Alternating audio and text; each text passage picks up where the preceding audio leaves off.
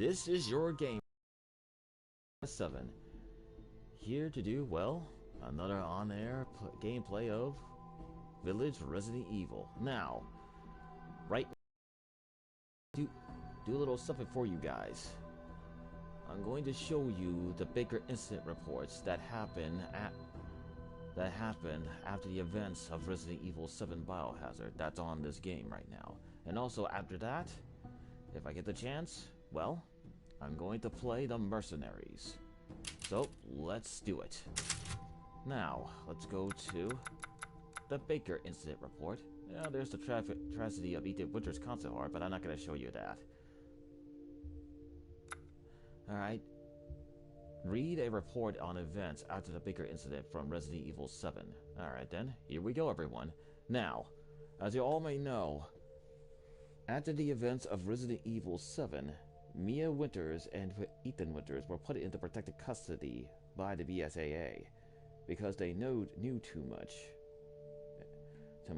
And also, they were part of the incident since the connections were the ones responsible for creating the bioweapon known as Evelyn with the mold. And also clearly the fact that Jack Baker's son clearly wasn't under Evelyn's control. He wanted to give the information to another higher bidder other than the connections. So yeah, kind of like something like that. But all this will be explained in the Baker's incident report. So here we go. The Baker incident report. Now, do forgive me as I do read this. So there are some words that, well, I can't say or don't understand, so please forgive me. So, here we go. This report depicts my investigation into the events after the incident at the Baker's residence. The Baker incident, July 2017.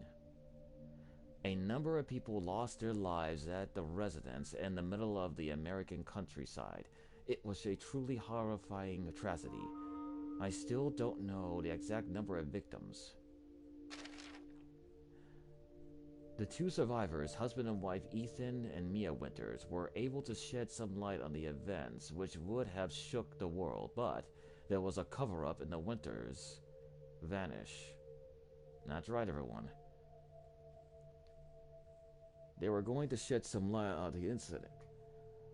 Some light was going to be shed on the incident that happened to all those people that disappeared at the Baker's residence, but it was all covered up, which will be explained why and how. So, let's continue. There is someone or something powerful acting behind the scenes. I just know it.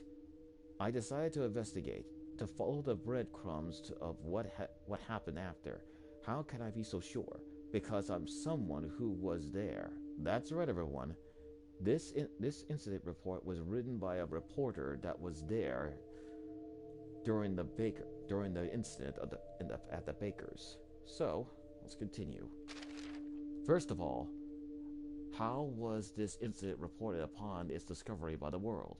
Let's take a look at some newspaper clippings from that time to see how the news was manipulated.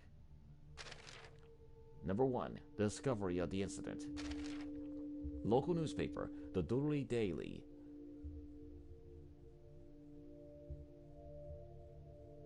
Oh, hey, how you doing? Alright, July 22nd, 2017. Family of 4 found dead in Dooley. Dooley County Sheriff's Office have reported that the Baker family were found dead in their home in North Dooley on July 21st July. Oh, I'm doing okay. Just reading the Baker incident report so everyone will know what happened after the events of Resident Evil 7. Okay, now, the surrounding details are currently unknown. Apart from the deaths of Jack Baker, his wife Margaret, their son Lucas, and daughter Zoe. Deputy Sheriff Dave Anderson has also been missing since the 19th, according to the Deputy Sheriff Riley Whiteford, who visited the Bakers. the Baker's residence around the time of his disappearance. Social media post, July 22nd, 2017. That thing with the dead family, wasn't that where that giant black monster was? You think they were eaten by that thing? No way. It's not some cheesy horror movie. Old Man Jack did say Old Man Jack did say some crazy stuff. I remember him getting into a lot of fights. He probably killed the whole family, then offed himself. Transcript of a complaint to the county sheriff's office. I don't believe it. It's been 2 days already, but you haven't reported anything else? Was it murder? An accident? Suicide? And that what's with the National Guard sealing the place off? What are you all hiding? Very little was reported shortly after the Baker incident was discovered, leading to rapid spread of rumors and speculations. The Bakers were completely isolated from the rest of the community, and sealing off the entire area around their homes set things in motion. I recall there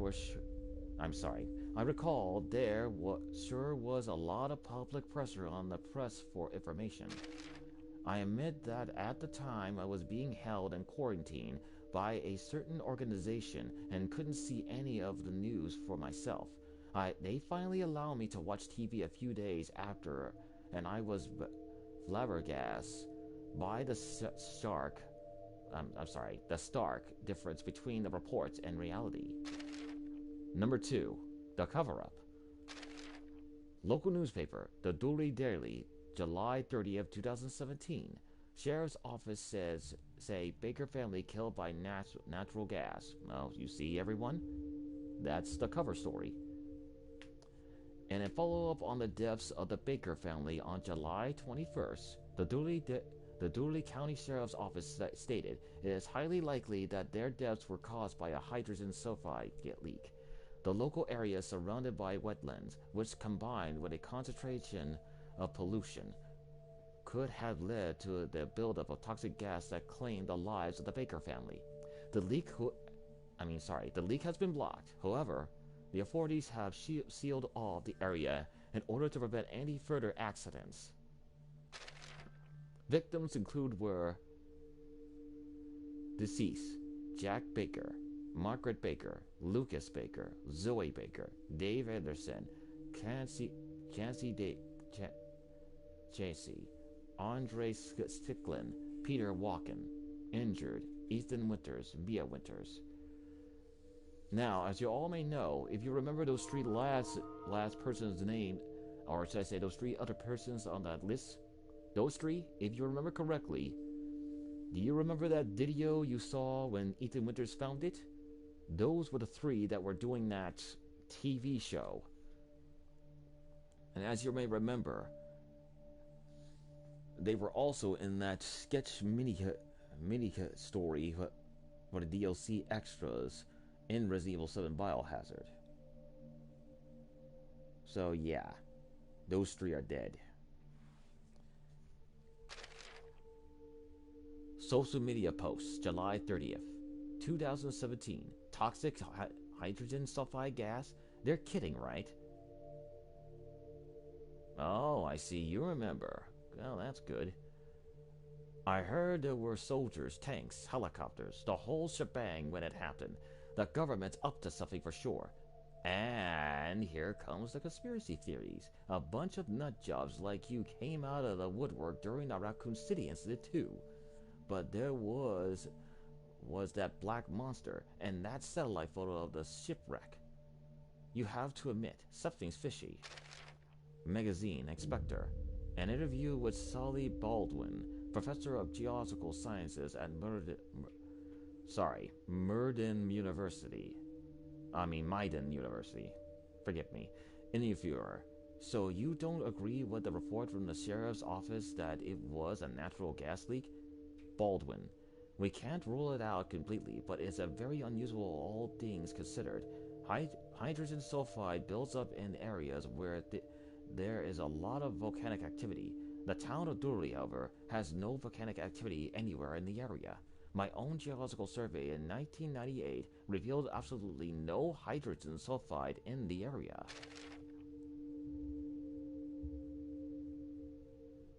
Oh, alright then. You be, you be safe and be well. A tragic natural gas leak. That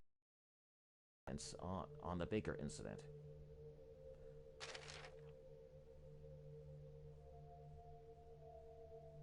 But this is a complete fabrication. Nothing about the murders in the house. Nothing about the terrifying monsters that stalked the halls and lived within its walls. It's evidence that someone is keeping the truth hidden.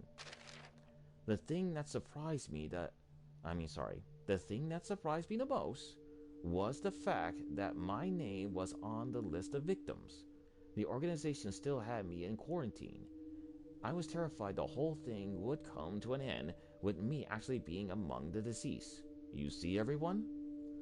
This incident report was being stated and told by the very same person that survived the Baker incident that was on the deceased list.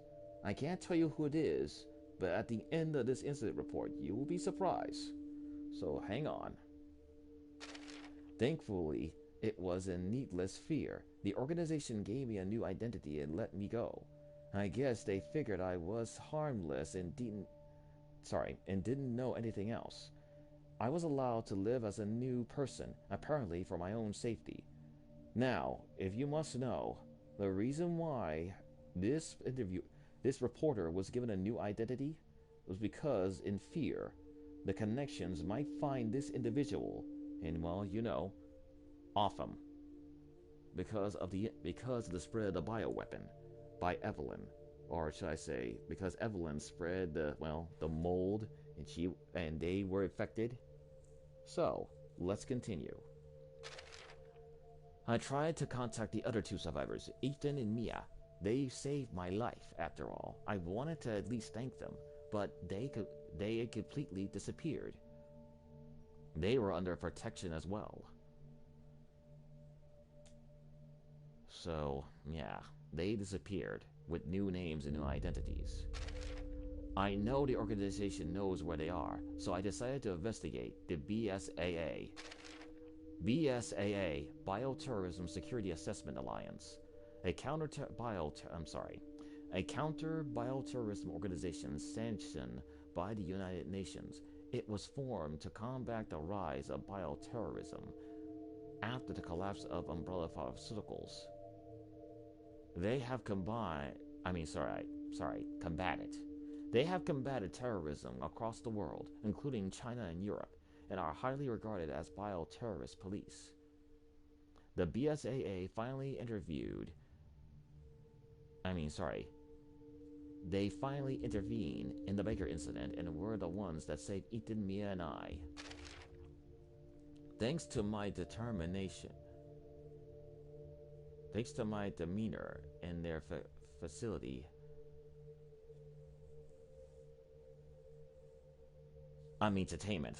Thanks to my detainment in their facility, I have a pretty good idea of who their members are. I was very, very persuasive when it came to asking them about the organization and top-secret documents. The topic I was most interested in was, of course, the Baker incident. I wanted to know the truth the BSAA was hiding. Number 3, the hidden truth. Well, here's the kicker, everyone. The hidden truth. Magazine Inspector. Secret meeting between the sheriff and an international organization. One of our reporters has unearthed evidence that a secret meeting happened between Dorothy Sarah's Coleridge, and an international organization known as the Bioterrorism Security Assessment Alliance, BSAA. Many have voiced their concerns around the legitimacy of the sheriff's office statement that the incident at the Baker estate was caused by a toxic gas leak. Inspector suspects there might be more to the story, and the sheriff's office and the BSAA are covering something up. We reached out to the sheriff's office, but they refused to give a statement. Eckert McClocken. Well, here we are. BSAA Investigations Department. Final report on the Baker incident. The following details the investigation into the biological disaster in Louisiana. also known as the Baker Incident. This document is for employees with Class B clearance and above, which means that those that have that clearance can see this file, and those that don't have that clearance are not allowed to see this file. So, seeing as how we don't have a clearance, let's just look at it. We have concluded that the Baker incident was caused by accidental contamination from a prototype bioweapon known as Evelyn. See that? The residents of the Baker household were contaminated by mold-like pathogen Muninice. I cannot pronounce it right. I'm sorry. Muninice. Evelyn was capable of rapidly producing this mold, and it enabled her to control those infected both mentally and physically. The Baker family were not the only victims. Evelyn manipulated the Bakers into kidnapping dozens of people. These victims were infected and mutated into monstrous creatures called molded. Evelyn was originally created in a Munch research facility by the international crime syndicate, The Connections. BSAA dispatched a team to destroy Evelyn. The mission, however, was not successful, and Evelyn escaped. Evelyn was then transferred to America by the Connections via ship along with her caretaker, Mia Winters, Ethan's wife. However, Evelyn managed to escape during transport. She murdered most of the ship's crew and destroyed the ship. We believe she then abandoned the vessel that had washed up in the bayou near the Baker residence.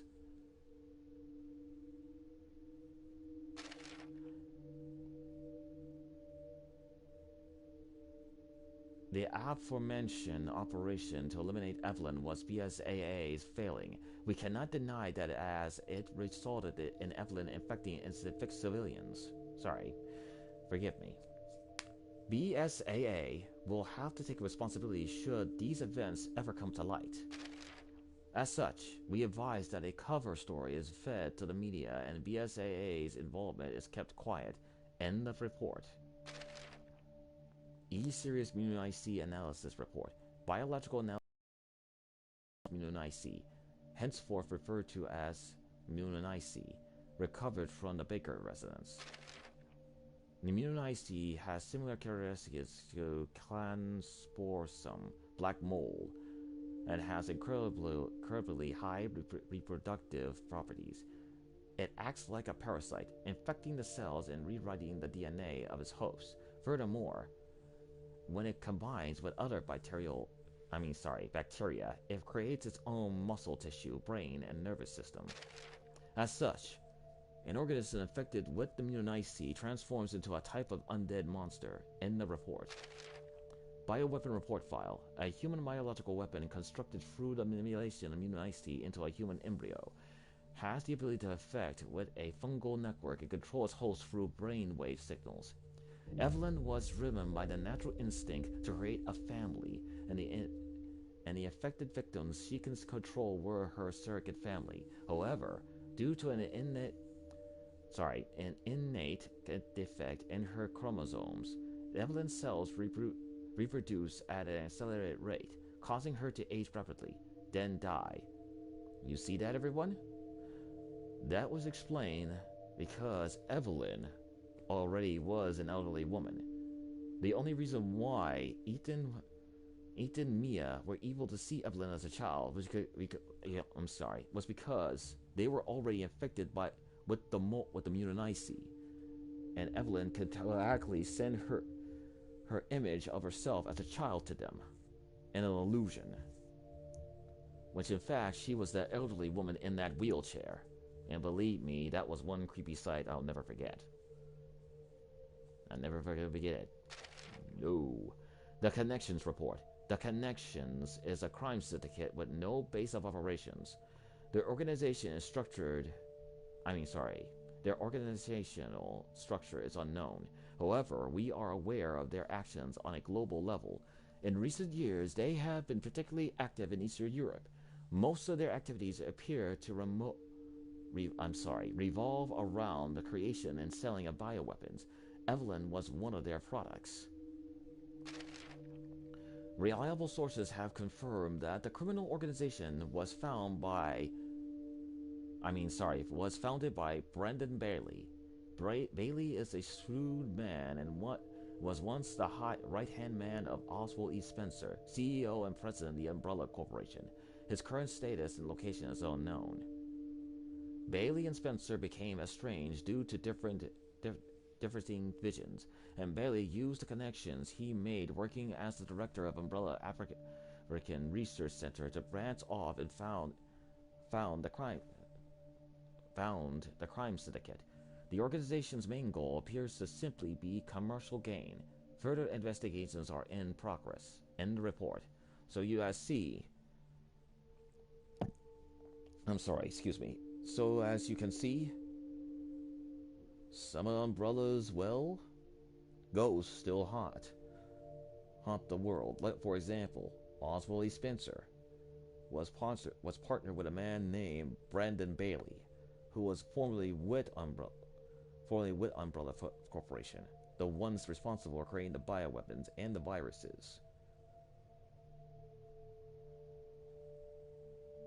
So, after that, they had differing by way it sounds, Bailey and Spencer's visions had different opinions, and Bailey decided to drift off and create this crime syndicate known as the Connections, which their organization and their location is unknown. So, let's continue this report. According to BSAA's top secret documents, the Baker incident, as I know it, was just another statistical blimp to be recorded. That fateful night when the tanker washed up in the bayou, Jack took that little girl from the shipwreck and into our home. Then she turned everyone crazy, made us into monsters. BSAA knew this when they manipulated the media and covered the whole thing up. An easy thing to do for an organization with the direct backing from the United Nations. They couldn't let anyone know it was them who let Evelyn, the cause of all this, escape. I continued to investigate and finally caught wind of Ethan and Mia's location. Number 4, where the Winters are. Number 4 will explain the details of where the Winters are, or currently are, and what happened to them after the Baker incident. BSAA Investigations Department. Transcript interview with Ethan Winters. Audio begins. Shall we begin then? Please state your name and occupation. Ethan Winters. I am a systems engineer. How many times do I have to do this? When are you going to let us go? Our interviews until now have been necessary to conclude if you had any ulterior motives. Now we understand that you were just an innocent victim in this whole incident. So, you want to let us go? Yes, but we have one condition. What's that? We would like you and your wife to remain under our supervision. In exchange, we will provide you with a new home, a new country. What are you saying? You want us to take on new identities? Wait, a new country? You want us to move to another country? To a lovely country in Eastern Europe, to be precise. Europe? You gotta be kidding. Why the hell would we... excuse my language. You are both witnesses to what happened. There is a certain criminal organization who is looking for you. We are doing this for your protection. Think of it as more like witness protection. But all the way to Europe without any say? You can forget everything you experience here. Start a new life. It's better for both it's better for both of you that way. There's no way we can forget everything that happened. I want to talk to Mia about this. Let me talk to Mia. Audio ends. As you can see, the interrogator was explaining to Ethan Winters that they were able to return to their normal lives after the incident. They were put into, how he says, witness protection, to protect them from the connections, because they were looking for them. And now, let's move on. BSAA Investigations Department. Transcript of interview with Mia Winters. Audio begins. According to our examinations, you are mostly free of the mold now, Mia. Did you tell him about my pass? As a sign of appreciation for your cooperation, BSAA has not divulged your involvement with the connections. So you see, Mia was involved with the connections. She was assigned with her and her partner were assigned to escort Evelyn out of the country. But that backfired. Well, let's continue. I just want to return to a normal life with Ethan, to forget everything. Audio ends. Oh, you see that? That's the reason why she wanted to forget everything and return to a normal life with Ethan. And that was when they were moved to Eastern Europe to be put under protection and watch by the BSAA. So, to be protected from the connections. Ethan and Bia are in Europe. I'm sorry, excuse me. I was ecstatic that I finally had a clue into their whereabouts. However, that was where my investigation hit a brick wall. BSAA security is tight, and even with some acquaintances helping me out, no one knew the Winters' exact location, which makes sense when you consider an international crime syndicate is after them. 2 years have passed and no progress. I ended up working as a rookie reporter for a small newspaper in New Orleans. The bigger incident was all but vanished from the people's minds. Then one day, a letter arrived at my tiny apartment. It was from none other than Mia Winters herself. Mia's letter. Hey, how are you doing? It's been a while, hasn't it? BSAA won't let us send any emails or letters, but I gave this directly to an employee to give to you, so it should be safe. Our location is still hidden. I've always wanted to tell you how thankful I am. Ethan and I would have died in that house if it hadn't been for you.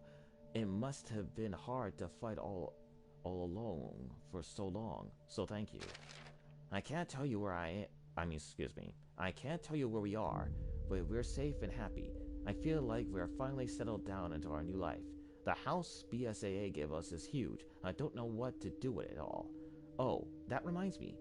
There's a reason I wanted to write to you. Ethan and I had a baby. I included a picture of her with this letter, so I warn you, she is so cute. Yep, there it is, people. That's Mia Winters with Rosemary Winters, aka Rose. That's Ethan and Mia's daughter. We named her Rosemary. Isn't it such a wonderful name? I hope you can come and see her someday. Ethan wants to see you too. I've learned all kinds of local dishes. I'm sure you'll like them.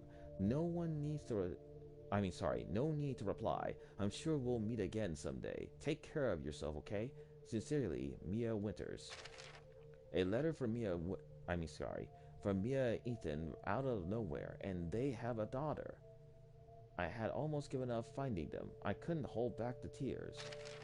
I'm glad the three of them are happy in their new life. Just as I went to close the mailbox, I spotted another envelope. It was embossed in the BSAA logo, the sender unknown. It contained the following. BSAA, warning letter to Chris Redfield. Chris. Well, this is about Chris Redfield, everyone. Chris, we are growing concerned with your recent activity. According to recent reports, you have taken personal control of the elite unit, the Howling Wolf Squad, without permission, and you've accessed a number of top-secret documents also without permission. Sorry, forgive me. And forget my language. What the hell are you doing? What are you and your squad doing in Eastern Europe? And forget my language again. Who the fuck is the man? I mean, sorry. Who the fuck is this Miranda that keeps popping up in your correspondences? What is with the investigation into the Winters family? You've been very critical of the BSAA since the Baker incident. You might be one of the founding original 11, but I cannot let you continue to run around unchecked. So I will repeat myself. What the hell are you doing? BSAA HQ investigations. Now, everyone, as you can see, this letter explains what Chris Redfield was doing. Like, for example, he is taking personal command and control of the elite unit that was created by the BSAA, the Howling Wolf Squad, which was in Village Resident Evil, which Chris Redfield was the commander of. And it seems that the BSAA was concerned about him going AWOL. And why he was in Eastern Europe, why they were asking why him and his squad were in Eastern Europe, and why they were investigating this character, Miranda, and investigating the Winters.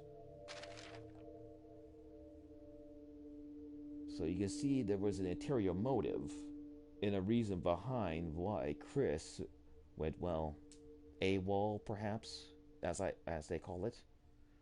Well, let's continue. There was one thing scribbled on the back of this. It's not over. Well, you hear that, everyone? This is everything I have on the Baker incident. It's purely for my own reference. I don't intend to send it out to the general public. I will continue my investigation. Many have tried to get in my way, slow me down, but I'm doing this for my family. I won't give up. I know that someday I'll be able to give Ethan and Mia my thanks directly. At least, I pray I can. My name is Zoe Baker, a survivor of this tragedy. See that, everyone?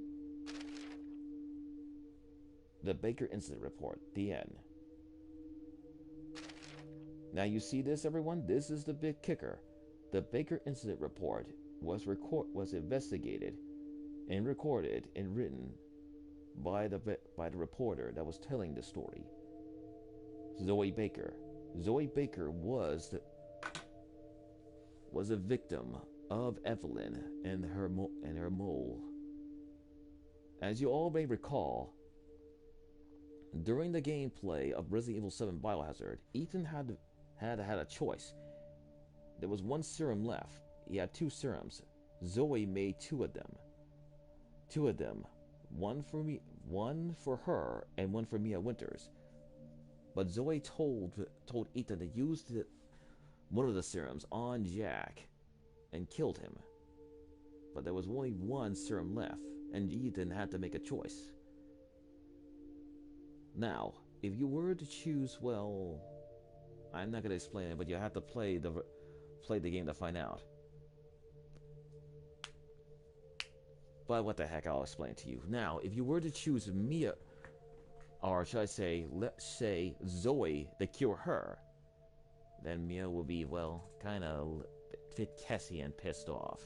And there will be a bad ending. Now, if you choose to cure Mia Winters, excuse me, there will be a good ending. And there's an extra DLC for it too. It's called The End of Zoe, where you get to play as Zoe Baker's uncle, and also Jack's brother. And she and her uncle survived the incident. If it weren't for her uncle, then, well, she wouldn't be able to make it through. She was a survivor. And I'm quite sure that we haven't heard the last of Zoe, so who knows? We'll just have to wait and see if they do come out with a DLC or something for this game, and we'll see. Alright. That should do it for the incident report.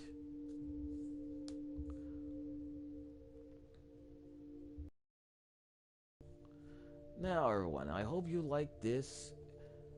I hope you enjoyed this viewing of the Baker Incident report read by me, Elemental V-7.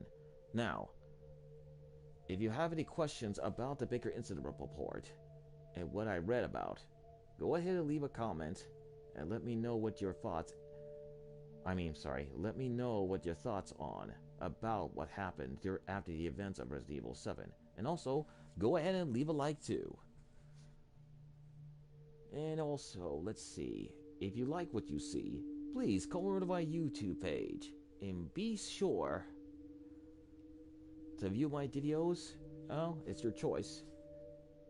And leave a like and comment for them as well. If you guys like what you see, be sure to click on that subscription, turn on the notification bell, and stay tuned for more videos and uploads from me, Elemental V-7. Now, stay tuned. I'm about to play the mercenary, so I'll be right back. And you all stay safe now. And thank you. Alright.